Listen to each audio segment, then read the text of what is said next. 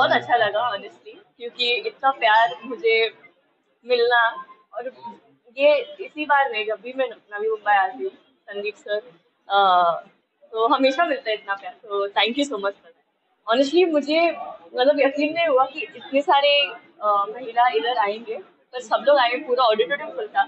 In fact बहुत लोग को मतलब एडजस्ट करना पड़ा क्योंकि इतना फुल था, तो मुझे बहुत अच्छा लगा, और सब लोग जो कर रहे हैं आई थिंक देश के लिए बहुत सही है। नेतृत्वाचा नवी मुंबई शहरामध्ये विविध विभागामध्ये नवी मुंबईच्या प्रत्येक क्षेत्रामध्ये अनेक विषयांमध्ये आपलं कामाचा ठसा उमटवलेला या कर्तृत्वान महिला, कोणी सैन्य दलामध्ये आहे, कोणी शिक्षिका आहे, कोणी उद्योजिका आहे, कोणी पर्यावरण क्षेत्रामध्ये काम करते आणि अशा विविध क्षेत्रांमध्ये काम करत असताना आपल्या जीवनाच्या प्रवासामध्ये मुलगी म्हणून, बहीण म्हणून, आई म्हणून आणि पत्नी म्हणून त्यांनी जबाबदारीची बजावलेली भूमिका आणि त्यानंतर आपण आपल्या कर्तृत्वाच्या माध्यमातून आपल्या स्वतःला सिद्ध करू शकलो.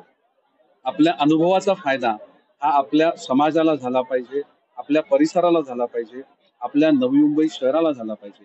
म्हणून या महिलांनी आपलं स्वतःचं कर्तृत्व सिद्ध करत असताना आपल्या स्वतःच्या अनुभवाच्या माध्यमातून समाजाला देखील काहीतरी देण्याचा प्रयत्न हा सातत्यानं केला आहे आणि अशा महिलांचा सन्मान हा झालाच पाहिजे.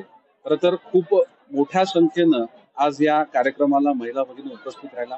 खरं तर हा कार्यक्रम अजून मोठ्या सभागृहात घ्यायला हवा होता आणि ह्या महिलांच्या व्यतिरिक्त अनेक नवी मुंबईमध्ये अशा कर्तबगार महिला आहेत की ज्यांनी आपल्या कामाचा ठसा हा उमटवलेला आहे आणि आपलं काम फक्त यशस्वीपणे करत त्यांनी समाजाला देखील काहीतरी देण्याची धारणा ठेवलेली आहे आणि अशा महिलांचा सन्मान हा झालाच पाहिजे. आज या महिलांनी त्यांच्या मनोगतामध्ये व्यक्त केलेलं त्यांचे शब्द किंवा त्यांच्या भावना या देखील अत्यंत महत्वाच्या होत्या.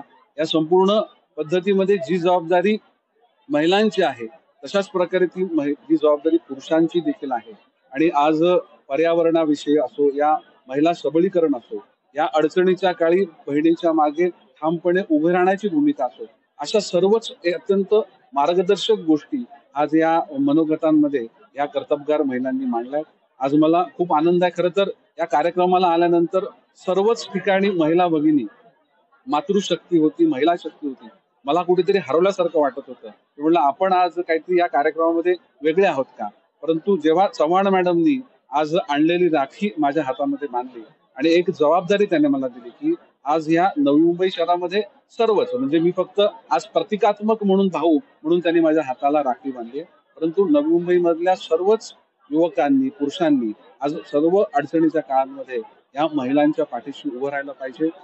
महिलांचं अर्थकारण असेल, त्यांना प्रशिक्षित करण्याकरता पाठबळ देण्याची गोष्ट असेल, त्यांना सुरक्षित ठेवण्याची गोष्ट असेल, असं प्रत्येकानं आपल्या जबाबदारीनं या महिला शक्तीच्या प्रगतीकरता आपलं योगदान दिलं पाहिजे. आज खास करून जेमिमा रॉड्रिक्स जी आंतरराष्ट्रीय क्रीडापटू आहे, तिने देखील आपल्या या कार्यक्रमाला उपस्थिती लावलेली आहे.